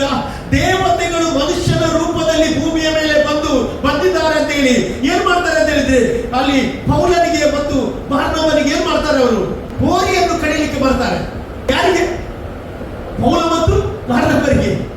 ಅಲ್ಲಿ ಅವರಿಗೆ 2 ಹೆಸರು ಕೊಡ್ತಾರೆ. ಏನಂತ ಹೇಳಿದ್ರೆ, ಬಾರ್ನಬನಿಗೆ ದೌಸ್ ದೇವತೆ ಎಂಬುದಾಗಿ, ಪೌಲ ಹೆಚ್ಚಾಗಿ ಮಾತನಾಡುವುದರಿಂದ ಹೆಮ್ಮೆ ದೇವತೆ ಅಂತ ಹೆಸರಿಡ್ತಾರಂತೆ. ಹೀಗೆ ಅಲ್ಲಿ ಅವರಿಗೆ ಹೆಸರಿರುವಾಗ ಅವ್ರು ಹೇಳ್ತಾರೆ, ನಾವು ಸಾಧಾರಣ ವ್ಯಕ್ತಿಗಳು, ನಾವು ಮನುಷ್ಯರು, ಭೂಮಿ ಮತ್ತು ಆಕಾಶವನ್ನು ಉಂಟು ಮಾಡಿದ ದೇವರನ್ನು ಮಾತ್ರ ಆರಾಧನೆ ಮಾಡಬೇಕು, ದೇವರಿಗೆ ಮಾತ್ರ ಅಡ್ಡ ಬೀಳಬೇಕೆಂಬ ಹೇಳುವಾಗ ಅಲ್ಲಿ ವಾಕ್ಯ ಹೇಳ್ತದೆ ಏನಂತ ಹೇಳಿದ್ರೆ, ಅಪೊಸ್ತಲ ಕೃತ್ಯ 14ನೇ ಅಧ್ಯಾಯ 19ನೇ ವಾಕ್ಯದಲ್ಲಿ ನೀವು ಗಮನಿಸುವುದಾದ್ರೆ, ಅಲ್ಲಿ ಅಂತಿಯೋಕ್ಯರಿಂದಲೂ ಇಕೋನ್ಯರಿಂದಲೂ ಯೆಹೂದ್ಯರು ಬಂದು ಜನರನ್ನು ಪ್ರೇರೇಪಿಸಿ ಏನ್ ಮಾಡ್ತಾರಂತೆ? ಅವರು ಯಾರ ಮೇಲೆ? ಪೌಲನ ಮೇಲೆ ಕಲ್ಲೆಸಿದ್ದಾರಂತೆ. ಅಲ್ಲೆಲ್ಲೂಯ್ಯ. ಕಲ್ಲೆಸುವಾಗ ಅಲ್ಲಿ ಬೈಬಲ್ ಹೇಳ್ತದೆ, ಆ ವಾಕ್ಯವನ್ನು ಓದ್ರಿ ನೀವು. ಅಂತ್ಯೋಕ್ಯದಿಂದಲೂ ಜನರನ್ನು ಪ್ರೇರೇಪಿಸಿ ಪೌಲನನ್ನು ಕೊಲ್ಲುವುದಕ್ಕೆ ಕಲ್ಲೆಸಿದರು. ಅವನು ಸತ್ತನೆಂದು ಭಾವಿಸಿ ಊರ ಹೊರಗೆ ಏನಾದ್ರು ಎಳೆದು ಬಿಡಿಸಿದ್ರು. ಆದರೆ ಶಿಷ್ಯರು ಅವನ ಸುತ್ತಲೂ ನಿಂತುಕೊಂಡಿರುವಾಗ ಅವನು ಎದ್ದು ಊರೊಳಗೆ ಹೋದರು. ನೋಡಿ ಪ್ರಿಯರೇ, ನಾನು ಏನ್ ಹೇಳ್ತೇನೆ ಅಂತ ಹೇಳಿದ್ರೆ, ಇಲ್ಲಿ ನೋಡಿ ಪೌಲನಿಗೆ ಏನ ಹೊಡೆದ್ರಂತೆ? ಕಲ್ಲೆಸೆದು ಹೊಡೆದ್ರಂತೆ. ಕಲ್ಲೆಸೆದು ಹೊಡುವಾಗ ಅವರು ಬಂದು ನೋಡುವಾಗ ಅವನು ಸತ್ತು ಹೋಗಿದ್ದ. ಆದ್ರೆ ಸ್ವಲ್ಪ ಸಮಯ ನಂತರ ಅವನು ಎದ್ದು ಎಲ್ಲಿಗೆ ಹೋದ? ಊರೊಳಗೆ, ಅಂದ್ರೆ ದರ್ಬಿಗೆ ಹೋದ. ನೆಕ್ಸ್ಟ್ ವಾಕ್ಯ ದರ್ಬಿಗೆ ಹೋದ ಅಂತ. ಹಾಗೆ ನಾನು ಏನ್ ಹೇಳ್ತೇನೆ ಅಂತ ಹೇಳಿದ್ರೆ, ಪೌಲನ ಸಮಯ ಬರಲಿಲ್ಲ. ಸಮಯ ಬರೋದ್ರಿಂದ ಅವನಿಗೆ ಕಲ್ಲುಸಿದ್ರೆ ಏನಾಗಲಿಲ್ಲ. ಅವನು ಹೇಳ್ರಿ, ನನ್ನ ಜೀವಿತದಲ್ಲಿ ಏನೇ ಬಂದರೂ ಸಹ ನಾನು ಸಾಯುವುದಿಲ್ಲ. ನಾನು ಜೀವಲೋಕದಲ್ಲಿದ್ದು ಯೆಹೋವನ ಕ್ರಿಯೆಯನ್ನು ಸಾಕ್ತೇನೆ. ನಾನು ಹೇಳಿಕ್ಕೆ ಇಷ್ಟಪಡ್ತೇನೆ, ಯಾವುದೇ ರೋಗ ಬರಲಿ, ಯಾವುದೇ ಸಮಸ್ಯೆಯಲ್ಲಿ ನೀವು ಸಾಯುವುದೇ ಇಲ್ಲ. ಯಾಕೆಂದ್ರೆ ನಿಮ್ಮಲ್ಲಿ ಒಂದು ಜೀವ ದೇವರಿಟ್ಟಿದ್ದಾರೆ. ಆ ಜೀವ ಇರೋದ್ರಿಂದ ನೀವು ಸಾಯುವುದಿಲ್ಲ. ನಾನು ಹೇಳ್ತೇನೆ, ಇವತ್ತು ಅದು ನಡಿಲಿಕ್ಕೆ ಹೋಗ್ತಾ ಉಂಟು. ಅದು ನಡಿಲಿಕ್ಕೆ ಹೋಗ್ತಾ ಉಂಟು. ಅಲ್ಲಿ ಅಪೊಸ್ತಲ ಕೃತ್ಯ 27-21ನೇ ವಾಕ್ಯದಲ್ಲಿ ನಾವು ನೋಡುವುದಾದ್ರೆ, ಪೌಲ ಮತ್ತು ಅವನ ಸಂಗಡಿಗರು ಒಂದು ಹಡಗಿನಲ್ಲಿ ಹೋಗ್ತಾರೆ. ಹಡಗಿನಲ್ಲಿ 276 ಜನರು ಇರ್ತಾರಂತೆ. ಆಗ ಬೈಬಲ್ ಇರ್ತದೆ, 15 ದಿವಸ ಅವರು ಏನ್ ಕಾಣಲಿಲ್ಲ? ಸೂರ್ಯನ ಬೆಳಕನ್ನು, ಚಂದ್ರನ ಬೆಳಕನ್ನು ಕಾಣಲಿಲ್ಲಂತೆ. ಹಾಗಾದ್ರೆ ಅವರು ಕತ್ತಲೆಯಲ್ಲಿ ಇದ್ರು. 276 ಜನರು ಕತ್ತಲೆಯಲ್ಲಿ ಹೋಗ್ತಾ ಇದ್ರು. ಅಂತ ಒಂದು ಸಂದರ್ಭದಲ್ಲಿ ಪೌಲನ ಜೊತೆ ದೇವರು ಮಾತನಾಡಿ ಹೇಳ್ತಾನೆ, ಏನಂತ ಹೇಳಿದ್ರೆ, ನಿನ್ನ ನಿಮಿತ್ತ ಈ ಒಂದು ಹಡಗಿನಲ್ಲಿರುವ ಯಾರ ಪ್ರಾಣವೂ ಸಹ ಹೋಗುವುದಿಲ್ಲ. ಆಮೇಲೆ ಬೈಬಲ್ ಹೇಳ್ತದೆ, ಆ ಹಡಗು ಒಡೆಗೆ ಹೋಗ್ತದೆ, ಆದ್ರೆ 676 ಜನರ ಪ್ರಾಣ ಅದು ತೆಗೆಯಲಿಕ್ಕಾಗಲಿಲ್ಲ. ಎಷ್ಟು ಜನ ಹೇಳ್ತಾರೆ, ನನ್ನ ಪ್ರಾಣ ಅದು ಕ್ರಿಸ್ತನಲ್ಲಿ ಮರೆಯಾಗಿದೆ, ನನ್ನಲ್ಲಿ ದೇವರು ಜೀವವನ್ನು ಕೊಟ್ಟಿದ್ದಾನೆ, ಆ ಜೀವನದಲ್ಲಿ ಸಮೃದ್ಧಿಯಾಗಿ ವಾಸ ಮಾಡೋದ್ರಿಂದ ನನ್ನ ಸಮಯ ಬರುವ ತನಕ ನನಗೆ ಯಾವ ಹಾನಿ ಆಗುವುದಿಲ್ಲ. ಅದೇ ನೀವು 28ನೇ ಅಧ್ಯಾಯಕ್ಕೆ ಹೋಗುವಾಗ ಅವನು ಮೆಲಿತ ದೀಪಕ್ಕೆ ಹೋದಂತೆ. ಮೆಲಿತ ದೀಪಕ್ಕೆ ಹೋಗುವಾಗ ಅಲ್ಲಿ ಚಳಿ ಇದ್ರಿಂದ ಅವ್ರು ಏನ್ ಮಾಡ್ತಾರೆ ಅಂತ ಹೇಳಿದ್ರೆ, ಬೆಂಕಿ ಕಾಯಿಸ್ಲಿಕ್ಕೋಸ್ಕರ ಪೌಲ ಏನ್ ಮಾಡಿದ, ಕಟ್ಟಿಗೆಯನ್ನು ತೆಗೆದುಕೊಂಡ. ಕಟ್ಟಿಗೆಯನ್ನು ತೆಗೆದು ಆ ಬೆಂಕಿ ಹಾಕುವಾಗ ಏನಾಯ್ತು, ಒಂದು ಹಾವು ಅವನ ಕೈಯಲ್ಲಿ ಏನಾಯ್ತು, ಸುತ್ತುವರಿದಂತೆ. ಆ ಸುತ್ತುವರಿದಾಗ ಅಲ್ಲಿಂದ ಜನರು ಅದನ್ನು ನೋಡಿ ಹೇಳ್ತಾರೆ, ಇವನ ಮುಖ ಬಾತು ಹೋಗ್ತದೆ, ಇವನು ಈಗ ಬೀಳ್ತಾನೆ, ಆಮೇಲೆ ಸಮುದ್ರದಿಂದ ತಪ್ಪಿಸಿ ಬಂದ, ಆದ್ರೆ ಇಲ್ಲಿ ಅವನನ್ನು ಯಾರು ರಕ್ಷಿಸುವವರು ಯಾರಿಲ್ಲ ಅಂತ ಹೇಳುವಾಗ ಬೈಬಲ್ ಇರ್ತದೆ, ಅವನನ್ನು ಏನ್ ಮಾಡಿದ, ಆ ಕೈಯನ್ನು ಜಾಡಿಸಿ ಏನ್ ಮಾಡಿದ, ಆ ಬೆಂಕಿಗೆ ಹಾಕಿದಂತೆ. ನಾನು ಏನ್ ಹೇಳ್ತೇನೆ ಅಂತ ಹೇಳಿದ್ರೆ, ಜೀವನಿನಲ್ಲಿ ಇರುವುದರಿಂದ ಕರ್ತನು ನೀನು ಮಾಡಬೇಕಾದದನ್ನು ಮಾಡಿಸದೆ ಆತನು ನಿನ್ನ ಜೀವವನ್ನು ತೆಗೆಯುವುದಿಲ್ಲ. ಅವನ ಜೀವಿತದಲ್ಲಿ ನೋಡಿ, ಅವನು ಜೀವಿಸಿದ್ದು ಏನಂತ ಹೇಳಿದ್ರೆ ಅವನು ಕ್ರಿಸ್ತನಿಗೋಸ್ಕರ. ಅವನು ಹೇಳ್ತಾನೆ, ಜೀವಿಸುವುದಂದ್ರೆ ಕ್ರಿಸ್ತನಿಗೆ, ಸಾಯುವುದು ಲಾಭ ಎಂಬುದಾಗಿ ಹೇಳ್ತಾ ಇದ್ದಾನೆ. ಯಾಕಂತ ಹೇಳಿದ್ರೆ ಅವನಿಗೆ ಗೊತ್ತುಂಟು, ದೇವರಲ್ಲಿ ಇರುವುದು ಸಹ ಸಂತೋಷ, ಈ ಲೋಕದಲ್ಲಿ ಇದು ಕ್ರಿಸ್ತನ ಸೇವೆ ಮಾಡುವುದು ಸಂತೋಷ. ಆಮೇಲೆ ಹಲ್ಲೆಲೂಯಾ. ನೋಡಿ 2 ತಿಮೋಥಿ 4ನೇ ಅಧ್ಯಾಯ 7ನೇ ವಾಕ್ಯಕ್ಕೆ ಬರುವಾಗ, 2 ತಿಮೋಥಿ 4ನೇ ಅಧ್ಯಾಯ 7ನೇ ವಾಕ್ಯದಲ್ಲಿ ಬರುವಾಗ ಆ ಪೌಲನನ್ನು ಕೊನೆಯ ಸ್ಟೇಟ್ಮೆಂಟ್ ಮಾಡ್ತಾನೆ. ಏನು ಗೊತ್ತಿಲ್ಲ, ಶ್ರೇಷ್ಠ ಹೋರಾಟವನ್ನು ಮಾಡಿದ್ದೇನೆ, ನನ್ನ ಓಟವನ್ನು ಏನ್ ಮಾಡಿದ್ದೇನೆ, ಕಡೆಗಣಿಸಿದ್ದೇನೆ. ನೋಡಿ, ಅವನು ಯಾವಾಗ ಹೇಳುವ ತನಕ ಅವನ ಜೀವ ಏನಾಗಲಿಲ್ಲ. ನನ್ನ ಓಟ ಕಡೆಗಣಿಸ್ತೇನೆ ಅಂತ ಹೇಳುವವರೆಗೆ ಅವನ ಪ್ರಾಣವನ್ನು ಯಾರು ಸಹ ತೆಗಿಲಿಕ್ಕೆ ಆಗಲಿಲ್ಲ. ಎಷ್ಟು ಜನ ಬಿಲ್ಲು ಮಾಡ್ತೀರಿ? ಇವತ್ತು ನಾನು ಹೇಳುವುದು ವಿಷಯ ಏನಂತ ಹೇಳಿದ್ರೆ, ನಿನ್ನ ಪ್ರಾಣ ಅದು ಕ್ರಿಸ್ತನಲ್ಲಿ ಇರುವುದರಿಂದ ದೇವರ ಟೈಮ್ ಬರುವ ತನಕ ಏನಾಗೋದಿಲ್ಲ. ಇದನ್ನು ನಾವು ಅರಿತುಕೊಂಡು ಜೀವಿಸುವಾಗ ನಮ್ಮ ಜೀವಿತದಲ್ಲಿ ಸಮೃದ್ಧಿ, ಸಂತೋಷ ಬರಲಿಕ್ಕೆ ಸಾಧ್ಯವಾಗ್ತದೆ. ಇನ್ನೊಂದು ವ್ಯಕ್ತಿ ಜೀವದ ಬಗ್ಗೆ ಮಾತನಾಡಿದ ವ್ಯಕ್ತಿ ಯಾರಂತ ಹೇಳಿದ್ರೆ ಯೋಹಾನ, ಯೇಸುವಿನ ಪ್ರೀತಿಯ ಶಿಷ್ಯನಾದ ಯೋಹಾನ. ಇವರು ಪತ್ಮೋಸ್ ದ್ವೀಪಕ್ಕೆ ಹಾಕಿದ್ರು. ಪತ್ಮೋಸ್ ದ್ವೀಪ ಅಂತ ಹೇಳಿದ್ರೆ ಅಲ್ಲಿ ನನ್ನ ಮರಣದ ಸ್ಥಳ ಅಥವಾ ಶೂನ್ಯವಾದ ಸ್ಥಳ. ಈ ಪತ್ಮೋಸ್ ದ್ವೀಪಕ್ಕೆ ಹಾಕಿದ ನಂತರ ಮರಣದಿಂದ ಅಲ್ಲದೆ ಬೇರೆ ಹೊರಗೆ ಬರಲಿಕ್ಕೆ ಸಾಧ್ಯವೇ ಇಲ್ಲ. ಆಮೇಲೆ ಅಲ್ಲಿ ಆದ್ರೆ ಬೈಬಲ್ ಹೇಳ್ತದೆ ಅವನಿಗೆ ಸುಮಾರು 95-96 ವರ್ಷ, ಸತ್ಯವೇದ ಪಂಡಿತರ ಪ್ರಕಾರ ಅವನಿಗೆ ಪತ್ಮೋಸ್ ದ್ವೀಪ ಹಾಕುವಾಗ ಅವನಿಗೆ 95-96 ವರ್ಷ ಇರ್ತಾರೆ. ಈ ಒಂದು ಪತ್ಮೋಸ್ ದ್ವೀಪದಲ್ಲಿ ಇರುವಾಗ ನಾವು ನೋಡ್ತೇವೆ, ಪ್ರಕಟಣೆ ಪುಸ್ತಕ 1ನೇ ಅಧ್ಯಾಯ 17ನೇ ವಾಕ್ಯದಲ್ಲಿ ಇರುವಾಗ ದೇವರು ಅವನ ಜೊತೆ ಮಾತನಾಡ್ತಾರೆ. ಪ್ರಕಟಣೆ ಪುಸ್ತಕ 1ನೇ ಅಧ್ಯಾಯ 17ನೇ ವಾಕ್ಯ.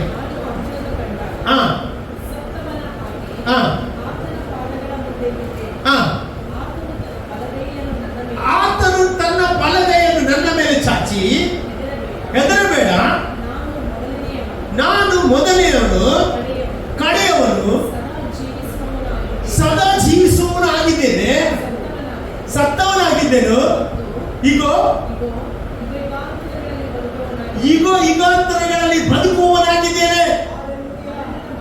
ಮರಣದ ಮತ್ತು ಪಾತಾಳದ ಬೀಗದ ಕೈ ನನ್ನ ಕೈಯಲ್ಲಿದೆ. ಎಷ್ಟು ಜನ ಸಂತೋಷ ಮಾಡ್ತೀರಿ? ಮರಣದ ಬೀಗದ ಕೈ ಯಾರ ಕೈಯಲ್ಲಿಟ್ಟು? ಯೇಸು ಸ್ವಾಮಿಯ ಕೈಯಲ್ಲಿಟ್ಟು. ನಿನ್ನ ಜೀವ ಆತನಲ್ಲಿ, ಆತನ ಜೀವ ನಿನ್ನಲ್ಲಿರುವುದಾದರೆ ಮರಣ ನಿನ್ನನ್ನು ಮುಟ್ಟಲಿಕ್ಕೆ ಆಗುವುದಿಲ್ಲ. ನೀನು ಮರಣದಿಂದ ಪಾರಾಗಿ ಜೀವಕ್ಕೆ ಸೇರಿದವನು. ಹಾಗಾಗಿ ಅವನನ್ನು ಈ ಕುದಿಯುವ ಎಣ್ಣೆಗೆ ಹಾಕಿದ್ರಂತೆ. ಯಾರನ್ನು? ಯೋಹಾನನನ್ನು.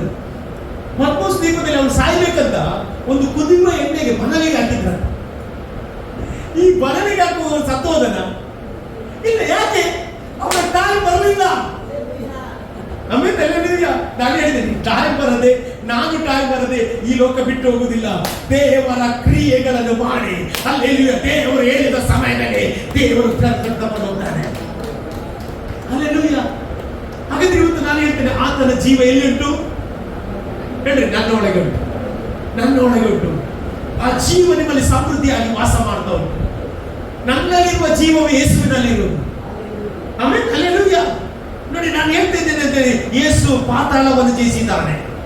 ಅದಕ್ಕೆ ದೇವರ ವಾಕ್ಯ, ಪಾತಾಳವಿನಿಂದ ಜಯವೆಲ್ಲಿ, ಮರಣವೆಲ್ಲಿನ ವಿಷದ ಕೊಂಡಿ ಎಲ್ಲಿ? ಆಮೇಲೆ ಮರಣ ಮತ್ತು ಪಾತಾಳವನ್ನು ಯಾರು ಜಯಿಸಿದ್ದಾನೆ? ಯೇಸು ಸ್ವಾಮಿ ಜಯಿಸಿದ್ದಾನೆ. ಇವತ್ತು ನಾನು ಹೇಳಲಿಕ್ಕೆ ಇಷ್ಟಪಡ್ತೇನೆ, ಯಾಕಂತ ಹೇಳಿದ್ರೆ ನನ್ನ ದೇವರು ನಿನ್ನೆ ಎಂದಂತೆ ಇವತ್ತು ನಿರಂತರವಾಗಿರುವ ದೇವರಾಗಿದ್ದಾರೆ. ಬೈಬಲ್ ಆತನು ದಣಿದು ಬಳಲುವುದಿಲ್ಲ ಅಂದ್ರೆ ನಾವು ಬಳಲ್ತೇವೆ, ಆದ್ರೆ ನಮ್ಮ ದೇವರು ದಣಿದು ಬಳಲುವುದಿಲ್ಲ. ಇವತ್ತು ನೀನು ಏನೇ ವೀಕ್ ಆದ್ರೂ ಸಹ ದೇವರು ಇವತ್ತು ನಿನಗೆ ಸ್ಟ್ರಾಂಗ್ ಮಾಡ್ಲಿಕ್ಕೆ ಹೋಗ್ತಾ ಇದ್ದಾನೆ. ನಿನ್ನ ಒಳಗೊಂದು ಜೀವ ಜೋಯನ್ನು ಕೊಡ್ಲಿಕ್ಕೆ ಹೋಗ್ತಾ ಇದ್ದಾನೆ. ಯಾಕಂತ ಹೇಳಿದ್ರೆ ಆತನಿಗೆ ಹೆಸರು ಏನು ಗೊತ್ತಿಲ್ಲ, ಜೀವಿಸುವವನು ಎಂಬುದಾಗಿ ಹೆಸರು. ಇವತ್ತು ಸಹ ಜೀವಿಸ್ತಾ ಇದ್ದಾನೆ. ಅವನು ಜೀವಿಸಿದ್ರಿಂದ ನಾವು ಇನ್ನು ಜೀವಿಸುವವರಾಗಿದ್ದೇವೆ. 1 ಯೋಹನ ಪತ್ರಿಕೆ 3ನೇ ಅಧ್ಯಾಯ 9ನೇ ವಾಕ್ಯ ಏನಿರ್ತದೆ ಓದಿ ನೋಡ್ರಿ. 1 ಯೋಹನ 3:9 ಅಲ್ಲಿ ಬೈಬಲ್ ದೇವರಿಂದ ಹುಟ್ಟಿದವನು ಪಾಪ ಮಾಡಲು ದೇವರ ಜೀವವು ಅವನಲ್ಲಿ ಏನಾಗಿದೆ, ನೆಲೆಗೊಂಡಿದೆ. ಹಾಗಾದ್ರೆ ದೇವರಿಂದ ಹುಟ್ಟಿದವನ ಒಳಗೆ ಏನುಂಟು, ದೇವರ ಜೀವ. ಹಾಗಾದ್ರೆ ನಿಮ್ಮ ಒಳಗೆ ಏನುಂಟು? ಎಷ್ಟು ಜನ ಹೇಳ್ತೀರಿ ಹಲ್ಲೆಲೂಯಾ? ದೇವರ ಜೀವ ನಿಮ್ಮಲ್ಲಿ ಉಂಟು. 5 ಗಂಟೆಗೋಸ್ಕರ ಸ್ತೋತ್ರ ಹೇಳ್ತೇನೆ. ಅಲ್ಲಿ ಅನೇಕ ವಿಧದಲ್ಲಿ ದೇವರು ಅವರನ್ನು ಕಾಪಾಡಿದ್ದಾನೆ. ಇವತ್ತು ನೀವು ಬದುಕಲಿಕ್ಕೆ ಕಾರಣ ದೇವರ ಜೀವ ನಿಮ್ಮಲ್ಲಿ ಉಂಟು. Hallelujah, amen, hallelujah. ನಾನು ಇವತ್ತು ಹೇಳ್ತೇನೆ, ನಿಮ್ಮಲ್ಲಿ ಆ ಜೀವ ಉಂಟು. Hallelujah, amen, hallelujah. ಯಾಕಂತ ಹೇಳಿದ್ರೆ ನೀವು ಯಾವಾಗ ಕ್ರಿಸ್ತನನ್ನು ನೀವು ಅಂಗೀಕರಿಸಿದ್ರಲ್ಲ, ಆ ಜೀವ ನಿಮ್ಮಲ್ಲಿ ಬಂದಂತ ವಾಕ್ಯ. ಇವತ್ತು ನಾನು ಹೇಳ್ತೇನೆ, ಲೋಕದವರ ಮಾತನ್ನು ನಂಬೇಡ. ಲೋಕದವರಿಗಿಂತ ದೊಡ್ಡವರು ನಮ್ಮ ದೇವರಾಗಿದ್ದಾರೆ. ಬೈಬಲ್ ಲೋಕದಲ್ಲಿರುವವರಿಗಿಂತ ನನ್ನಲ್ಲಿರುವ ಆತನು ಏನಾಗಿದ್ದಾನೆ, ಹೆಚ್ಚಿನವನಾಗಿದ್ದಾನೆ. ಯಾಕೆ ಹೆಚ್ಚಿನವನು? ಅವನ ಜೀವ ಯಾರು ತೆಗಿಲಿಕ್ಕೆ? ಹಾಗಾದ್ರೆ ನಿಮ್ಮ ಜೀವ ಯಾರು ತೆಗಿಲಿಕ್ಕೆ ಹೇಳ್ರಿ? ಯಾರು ತೆಗಿಲಿಕ್ಕೆ ಆಗೋದಿಲ್ಲ, ಯಾರು ತೆಗಿಲಿಕ್ಕೆ ಆಗೋದಿಲ್ಲ. ಆಮೇಲೆ ಅಲ್ಲಿ ಯಾಕಂತ ಹೇಳಿದ್ರೆ ದೇವರ ಜೀವ ನಮ್ಮಲ್ಲಿ ಉಂಟು. ನಾವೆಲ್ಲ ದೇವರ ಸಮ್ಮುಖದಲ್ಲಿ ಎದ್ದು ನಿಲ್ಲುವ. ಎಷ್ಟು ಜನ ಈ ವಾಕ್ಯಕ್ಕೋಸ್ಕರ ದೇವರಿಗೆ ಸ್ತೋತ್ರ ಹೇಳ್ತೇನೆ, ನಾನು ಬಲವಾಗಿ ನಂಬ್ತೇನೆ. ಇವತ್ತು ದೇವರ ಆತ್ಮನ ಮಾತನಾಡಿದ ಪ್ರಕಾರ ನಿನ್ನ ಜೀವವು ಕ್ರಿಸ್ತನಲ್ಲಿ ಮರೆಯಾಗಿದೆ. ನಿನ್ನ ಜೀವವನ್ನು ಯಾರು ತೆಗಿಲಿಕ್ಕೆ ಸಾಧ್ಯವೇ ಇಲ್ಲ. ಯೇಸು ಸ್ವಾಮಿಯ ಜೀವವನ್ನು ಯಾರು ತೆಗಿಲಿಕ್ಕೆ ಸಾಧ್ಯವೇ ಆಗಲಿಲ್ಲ. ಆಮೇಲೆ ಅಲ್ಲಿ ಯೇಸು ಸ್ವಾಮಿ ಹೇಳ್ತಾನೆ, ನಾನೇ ಕೊಡ್ತೇನೆ, ನಾನೇ ಪಡೆದುಕೊಳ್ತೇನೆ ಅಂತ ಹಾಗೆ. ಇವತ್ತು ಆತನ ಕೈಯಲ್ಲಿ ನಾವಿದ್ದೇವೆ. ಇವತ್ತು ಆ ಕೈಗಳನ್ನೆತ್ತಿ ಆತನಿಗೆ ಆರಾಧನೆ ಮಾಡುವ ಪ್ರಿಯರು ಎಷ್ಟು ಜನ ಹೇಳ್ತೀರಿ? ಕರಗಳನ್ನೆತ್ತಿ ದೇವರೇ, ಪೂರ್ಣ ಹೃದಯದಿಂದ ದೇವರೇ ನಿನ್ನನ್ನು ಆರಾಧನೆ ಮಾಡುತ್ತೇನೆ ಸ್ವಾಮಿ. ಯಾಕಂದ್ರೆ ನೀನು ಆರಾಧನೆಗೆ ಯೋಗ್ಯನಾದ ದೇವರಾಗಿದ್ದಾನೆ. ಆತನ ಆರಾಧನೆಗೆ ಯೋಗ್ಯನಾದ ದೇವರಾಗಿದ್ದಾನೆ. ಇವತ್ತು ನಮ್ಮ ಜೀವವನ್ನು ಉಳಿಸಿದ ದೇವರಿಗೆ ಸ್ತೋತ್ರ ಹೇಳುವ. ನಮ್ಮ ಸಭೆಯ ಅನೇಕರು ಯಾವ ಯಾವ ಸಮಸ್ಯೆಯಲ್ಲಿ ಹೋಗುವಾಗ ಅವರನ್ನು ಹೊರಗೆ ತಂದ ದೇವರಿಗೆ ಆರಾಧನೆ ಮಾಡುವ. ಇವತ್ತು ನಾನು ಹೇಳ್ತೇನೆ, ಆತನಿಗೆ ಆರಾಧನೆ ಮಾಡುವ ಮಕ್ಕಳನ್ನು ನೋಡ್ತಾ ಇದ್ದಾರೆ. ನೀನು ಯಾವುದೇ ಪರಿಸ್ಥಿತಿಯಲ್ಲಿ ಇರು, ನೀನು ದುಃಖದಲ್ಲಿ ಇರು, ಸಂತೋಷವಿರಲಿರು, ನೀನು ಆರಾಧನೆ ಮಾಡಬೇಕು. ಸಾಧಾರಣವಾಗಿ ಸಂತೋಷವಾಗಿರುವಾಗ ಆರಾಧನೆ ಮಾಡ್ತೇವೆ, ಆದ್ರೆ ದುಃಖದಲ್ಲಿ ಇರುವಾಗ ಯಾರು ಆರಾಧನೆ ಮಾಡುವುದಿಲ್ಲ. ಯೋಬನನ್ನು ನೋಡಿ ಕಲಿಯುವ. ಯೋಬ ಸಾಷ್ಟಾಂಗವರೆಗೆ ಆರಾಧನೆ ಮಾಡಿದಂತ ವಾಕ್ಯ ಇರ್ತದೆ. ಇವತ್ತು ನಿನ್ನ ಪರಿಸ್ಥಿತಿ ಏನೇ ಆದರೂ ನಿನ್ನ ದೇವರ ಜೀವ ನಿನ್ನ ಚರಿತ್ರೆಯನ್ನು ಬದಲಾಯಿಸ್ತದೆ. ಸೈತಾನನ ಯಾವ ಕಾರ್ಯಗಳು ನಿನ್ನ ಜೀವಿತ ನಡೆಯುವುದಿಲ್ಲ. Thank you Lord Jesus. ನಮ್ಮನ್ನೇ ನಾವು ಆರಾಧಿಸ್ತೇವೆ ರಾಜ.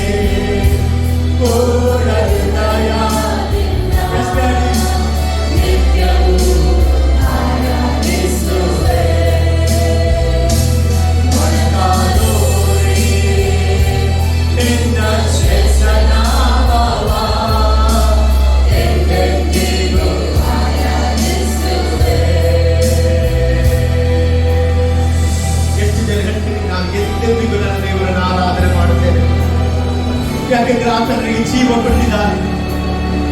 ನಾನು ಉಸಿರಾಡುವ ಉಸಿರು ಅದು ನನ್ನದಲ್ಲ, ನನ್ನ ದೇವರು ನನಗೆ ಕೊಟ್ಟ ಭಾಗ್ಯವಾಗಿದೆ. ನನಗೆ ನಿನಗೆ ಜೀವ ಶ್ವಾಸವನ್ನು ಓದಿದ ಅದೇ ದೇವರು ನಿನ್ನ ಜೀವ ಶ್ವಾಸವನ್ನು ತೆಗೆಯುತ್ತಾನೆ ಹೊರತು ಬೇರೆ ಯಾರು ತೆಗೆಯಲಿಕ್ಕೆ ಸಾಧ್ಯವೇ ಇಲ್ಲ. ನೀನು ಆತನನ್ನು ಸ್ವಂತ ರಕ್ಷಕನಾಗಿ ಸ್ವೀಕರಿಸಿದ್ರಿಂದ ಆ ಜೀವವು ನಿನ್ನಲ್ಲಿ ಹುಟ್ಟಿ ಎಂಬುದಾಗಿ ಮರೆಯಬೇಡ. ಬೈಬಲ್ ಸ್ಪಷ್ಟವಾಗಿ ಹೇಳ್ತದೆ, ಆ ಜೀವವು ಲೋಕಕ್ಕೆ ಬೆಳಕಾಗಿತ್ತು ಎಂಬುದಾಗಿ. ಇವತ್ತು ಲೋಕಕ್ಕೆ ಅದು ಗೊತ್ತಿಲ್ಲ, ಆದರೆ ದೇವರ ಮಕ್ಕಳಾದ ನಮಗೆ ಅದು ಗೊತ್ತಾಗಿದೆ. ಇವತ್ತು ಆ ಜೀವ ಇವತ್ತು ಎಲ್ಲ ಕಡೆ ಪ್ರಕಾಶಿಸಲಿಕ್ಕೆ ಪ್ರಾರ್ಥನೆ ಮಾಡುವ. ಪ್ರತಿಯೊಬ್ಬರು ಆ ಜೀವವನ್ನು ಹೊಂದಿಕೊಳ್ಳಿಕ್ಕೋಸ್ಕರ ನಾವು ಪ್ರಾರ್ಥನೆ ಮಾಡುವ. ಪ್ರೀತಿ ಸ್ವರೂಪನಾದ ದೇವರೇ, ನಿನಗೆ ಸ್ತೋತ್ರಪ್ಪ. ಅವನ ಕರ್ತ ನಿನ್ನಲ್ಲಿ ಜೀವ ಉಂಟು ಸ್ವಾಮಿ. ಆ ಜೀವವು ಲೋಕಕ್ಕೆ ಬೆಳಕಾಗಿದೆ ಎಂಬುದಾಗಿ ವಾಕ್ಯ ಹೇಳ್ತದೆ. ಇವತ್ತು ಸ್ವಾಮಿ ಈ ಜೀವವನ್ನು ಎಲ್ಲರೂ ಹೊಂದಿಕೊಳ್ಳುವಂತೆ, ಎಲ್ಲ ನಿನ್ನ ಸ್ವಂತ ರಕ್ಷಕನಾಗಿ ಸ್ವೀಕರಿಸುವಂತೆ ದೇವರು ಅವರ ಜೀವ ಅವರಲ್ಲಿ ಬಲವಾಗಿ ಕಾರ್ಯ ಮಾಡಲು, ಅವರ ಕತ್ತಲೆಯನ್ನು ತೆಗೆದವರಿಗೆ ಬೆಳಕನ್ನು ಹುಟ್ಟಿಸು ದೇವರೇ. ಅವರು ಬೆಳಕಿನಲ್ಲಿ ಜೀವಿಸುವಂತೆ ಮಾಡು ಕರ್ತನೆ. ಇನ್ನು ಮುಂದೆ ಭಯದ ಆತ್ಮವನ್ನು ಹೊಂದಿದವರಲ್ಲ, ಅವರು ದಾಸನ ಭಾವದವರಲ್ಲ, ಅವರು ಮಗನ ಭಾವದವರನ್ನಾಗಿ ನೀನು ಪರಿವರ್ತಿಸಿ ಅವರ ಜೀವಿತದಲ್ಲಿ ಒಳ್ಳೆಯದನ್ನು ಮಾಡುವುದಕ್ಕೆ ನಿಮಗೆ ಸ್ತೋತ್ರಪ್ಪ. ಈ ಆರಾಧನೆಗೆ ದಾಟಿ ಬಂದ ಎಲ್ಲ ಪ್ರಿಯರನ್ನು ಆಶೀರ್ವಾದ ಮಾಡ್ತೇನೆ, ಅವರ ಕುಟುಂಬನ ಆಶೀರ್ವಾದ ಮಾಡುತ್ತೇನೆ ಸ್ವಾಮಿ. ದೇವರೇ, ಯಾರ್ಯಾರು ರೋಗಿಗಳಾಗಿದ್ದಾರೆ ಅವರನ್ನು ಇವತ್ತು ನಿನ್ನ ಜೀವದ ಮೂಲಕ ಸ್ಪರ್ಶಿಸಿ ಅವರ ಜೀವಿತದಲ್ಲಿ ಹೊಸ ಕಿರಣವನ್ನು ಹುಟ್ಟಿಸು, ಹೊಸ ದೇವರ ಆಶಾಭಾವವನ್ನು ಹುಟ್ಟಿಸು ದೇವರೇ. ಯಾಕಂದ್ರೆ ನಿನ್ನಲ್ಲಿ ಎಲ್ಲವೂ ಇದೆ ಸ್ವಾಮಿ, ಎಲ್ಲ ಆಶೀರ್ವಾದ, ಎಲ್ಲ ಆರೋಗ್ಯದ ನಿನ್ನಲ್ಲಿ ಅಡಕವಾಗಿದೆ ಸ್ವಾಮಿ ದೇವರೇ. ಯಾಕಂದ್ರೆ ನೀನು ಜೀವ ಕೊಡುವ ದೇವರಾಗಿರುವುದರಿಂದ ಪ್ರತಿಯೊಬ್ಬರು ಜೀವದಿಂದ ನಡೆಯುವಂತೆ ಮಾಡುತ್ತಾರೆ. ಹಾಗೆ ಮಾಡುವುದಕ್ಕೆ ನಿಮಗೆ ಸ್ತೋತ್ರ. ಸೇರಿ ಬಂದ ಎಲ್ಲ ಮಕ್ಕಳನ್ನು ಆಶೀರ್ವಾದ ಮಾಡುತ್ತೇನೆ ಸ್ವಾಮಿ. ಮಹಿಮೆ ನಿನಗೆ ಯೇಸುವಿನ ನಾಮದಲ್ಲಿ ಬಿಡುತ್ತೇನೆ ತಂದೆ. ಆಮೆನ್. ಹಲ್ಲೆಲೂಯಾ. ತಂದೆಗೆ ಅತಿ ಆಶೀರ್ವಾದ.